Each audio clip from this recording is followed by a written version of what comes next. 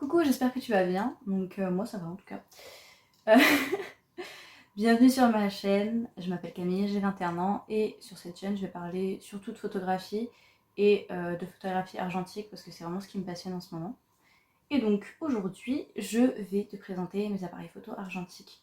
Donc ça fait 1 an à peu près que ça m'intéresse vraiment beaucoup au point de sauter le pas et d'acheter en fait. Et aujourd'hui j'en ai 3, donc je vais vous les présenter tout de suite. Le premier appareil photo, c'est le Nikon L35 AF. Je l'ai acheté sur eBay pour 34 €, un truc comme ça. Donc vraiment pas cher, étant donné que aujourd'hui je le vois à entre 150 et 200 €. Et il fonctionne très bien, donc il est tout automatique.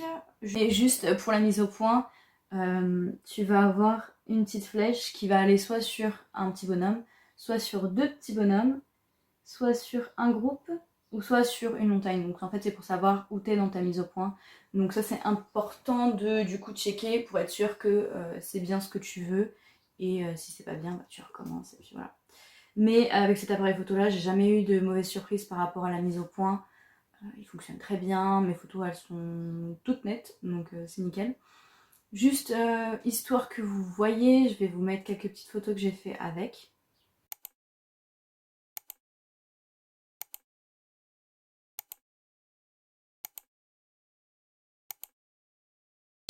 Pour l'instant, j'ai fait que la pellicule couleur avec. J'ai une pellicule noir et blanc qui est juste là et que je dois aller faire développer, mais du coup, comme les commerces sont fermés, j'ai pas encore eu l'occasion de me rendre au labo. Donc pour l'instant, elle attend, mais j'ai hâte de voir ce que c'est, enfin ce que ça va rendre. Je me rappelle même plus de ce que j'ai fait. C'est ça aussi qui est bien avec la photographie argentique. Donc vraiment nickel, je le recommande vraiment. Il y a juste 2 petites piles à mettre dedans. Voilà. Et juste le cache qui est en plastique. Apparemment, il y a des problèmes avec. Il y a des gens qui ont dû mettre du scotch. Pour l'instant, le mien va bien. Donc voilà, espérons que ça reste comme ça. L'intérieur, du coup, je profite parce que j'ai pas de pellicule pour vous le montrer. Voilà, c'est tout simple. Après, il y a énormément de tutos sur YouTube. Je sais pas si je vous vois ou si je tutoie depuis le début. Donc je vais tutoyer. Et tutoie-moi aussi. Voilà. Ça sera plus simple. Du coup, cet appareil photo là, donc mon deuxième appareil photo que j'ai acheté quelques mois après le premier, je l'ai acheté pareil sur eBay, mais sauf que celui-là, je l'ai acheté en moins bon état, on va dire.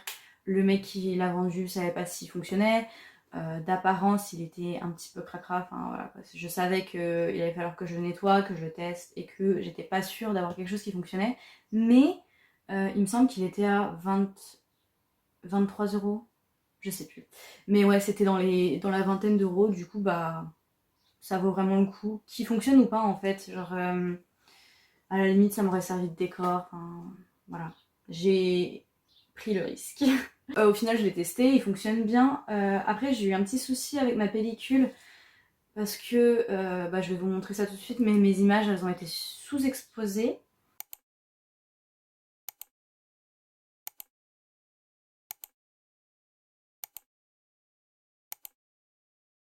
Celui-là, il est vraiment tout manuel. Mais quand tu mets une pile, on t'aide pour les réglages dans le viseur. Et il y a une petite flèche en fait qui va osciller entre le haut et le bas du coup. Et il y a un point au milieu qui représente en fait les réglages que tu dois avoir pour être bien exposé. Et il faut juste que tu atteignes ce point là, donc c'est au milieu. Et ensuite tu prends ta photo et normalement c'est parfaitement bien exposé, tout va bien. Sauf que moi j'ai fait comme ça du coup et toute ma pellicule a été sous-exposée. Donc j'ai perdu pas mal de détails et tout, donc, ça m'a un peu fait chier, mais c'est peut-être de ma faute parce que j'ai pas changé la pile depuis que je l'ai reçue et le mec qui me l'a vendu du coup, il l'avait pas utilisé depuis très très longtemps, donc c'est sûrement la pile qui est un petit peu usée, faudrait que je vois. Les gens à qui je l'ai montré cette pellicule ont beaucoup aimé, donc trop bien si ça plaît à des gens. Après moi j'espère que je vais quand même pouvoir régler ce problème, mais honnêtement, rien que le fait qu'il fonctionne pour le prix, c'est déjà très très bien parce que je l'ai eu aussi avec l'objectif. Et j'ai juste acheté un filtre UV que j'ai acheté pour l'autre appareil aussi. Voilà, c'est juste pour... Enfin moi c'est pas vraiment pour l'UV en soi, c'est juste histoire de protéger l'objectif. Et le seul truc qui est chiant aussi, moi du coup j'avais un cache que j'ai perdu. Donc il va falloir que j'en rachète un. Mais avec cet appareil photo là, comme il n'y a pas de bouton on et off, et qu'il y a une pile dedans si jamais vous voulez que Posemate fonctionne. Après il fonctionne sans pile aussi.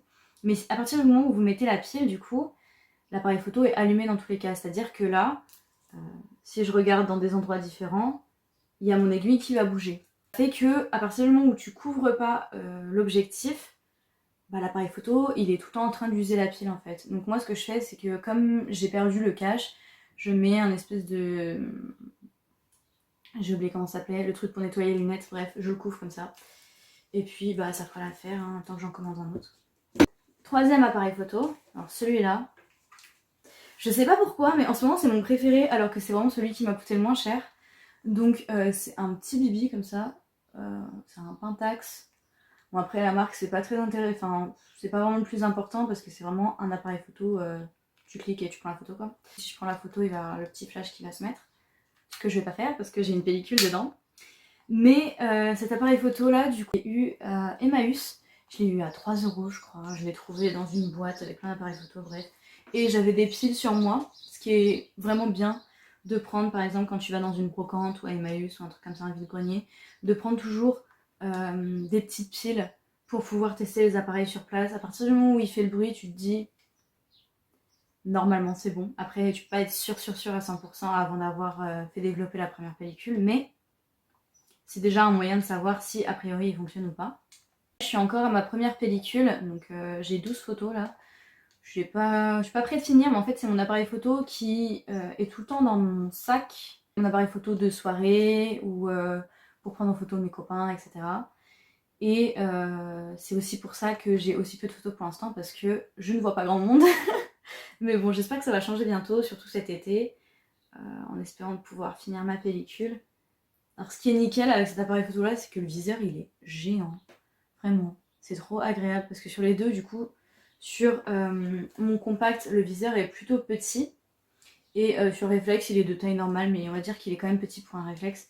Mais alors celui-là, j'ai mis une pellicule dedans, j'ai pas mis une pellicule trop chère pour être sûre, surtout que celui-là, c'est pas un appareil photo qui va te faire des photos d'une qualité de fou, donc c'est pas là où je vais mettre mes meilleures pellicules, en tout cas. Mais j'ai trop hâte de savoir, parce que je pense que ça va rendre plutôt cool. En plus, sur mes deux autres appareils photo, bon, déjà mon réflexe, il n'y a pas de flash, mais sur le compact, j'ai un flash qui va sortir, mais j'essaie de le maintenir bloqué. J'aime pas trop sur cet appareil photo là mettre le flash.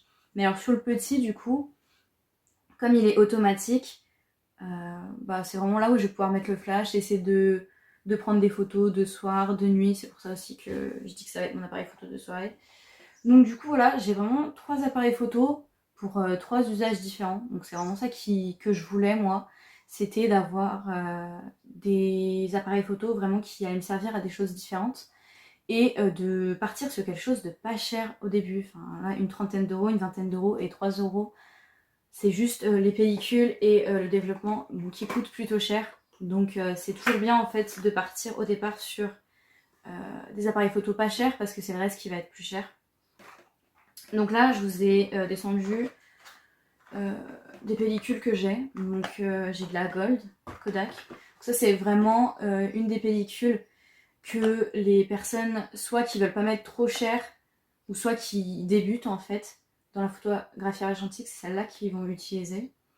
Parce que bah, elle est super bien. Et puis, bah, elle est pas chère quoi. Je sais plus combien c'est, mais je crois que c'est 3 € le rouleau, un truc comme ça. Et à côté, j'ai l'extrême de l'autre sens. J'ai la Portra 400, c'est de la Kodak aussi. Mais alors celle-ci, je crois qu'on arrive vers les 10 € le rouleau, quelque chose comme ça. Donc là, j'en ai 5 dedans. J'ai dû payer ça au moins 60 €. Donc voilà, c'est un investissement les pellicules. Alors que ça, j'ai dû payer une dizaine d'euros pour 3. Donc ensuite, en ce qui concerne du coup où acheter des appareils photo argentiques pour ceux qui seraient intéressés et qui voudraient investir. Moi j'ai juste fait pour l'instant eBay et Emmaüs, mais les brocantes vont recommencer bientôt. Il y a des vides-greniers, il y a le Bon Coin aussi, même s'ils ont tendance à abuser sur les prix. J'ai regardé pendant plusieurs mois sur le Bon Coin parce que je voulais faire un cadeau à une copine et j'avais mis des alertes, tout ça pour un appareil photo argentique et les prix était vraiment trop élevé. Et faut vraiment faire gaffe parce que les gens profitent en fait que les prix soient très hauts et que les prix soient tout le temps en train de monter vu que ça redevient populaire pour faire n'importe quoi sur des appareils photo même pas testés, où il y en a, ils mettent clairement dans la description que l'appareil photo il fonctionne pas, mais ils le vendent quand même à 50 balles. Enfin, abusez pas quoi. Bref, le bon coin si vous êtes chanceux, par contre il faut être très rapide, il faut avoir les alertes parce que les appareils photo qui ont un prix raisonnable partent dans la demi-heure. Vraiment. Si vous voyez un appareil photo et qu'il est toujours là après plusieurs jours, c'est que le prix est pas bon. Parce que sinon, ils partent vraiment dans la demi-heure. Donc voilà. Ensuite, eBay, du coup, si vous participez à des enchères, bah, il faut faire ça. Il faut vraiment pas acheter à prix fixe. Il faut participer aux enchères. Et du coup, vous pouvez être chanceux. Et ensuite, demandez peut-être à vos familles. Il y en a qui gardent leurs vieux objets. Il y a peut-être des gens dans votre famille qui ont une cave, qui ont un grenier, qui ont un garage. Donc du coup, voilà, peut-être que vous trouverez ça là-bas. Et puis sinon, bah ouais, ça reste brocante, vide-grenier, tout ça. Je pense que j'ai fait le tour par rapport à mes appareils photo. J'ai pas non plus envie que la vidéo elle dure des heures. Donc je pense que je vais vous laisser là-dessus. Et si vous avez des questions, n'hésitez pas. Si vous voulez vous abonner, n'hésitez pas. Voilà, à la prochaine du coup. C'est horrible de terminer les vidéos. Bref, bisous.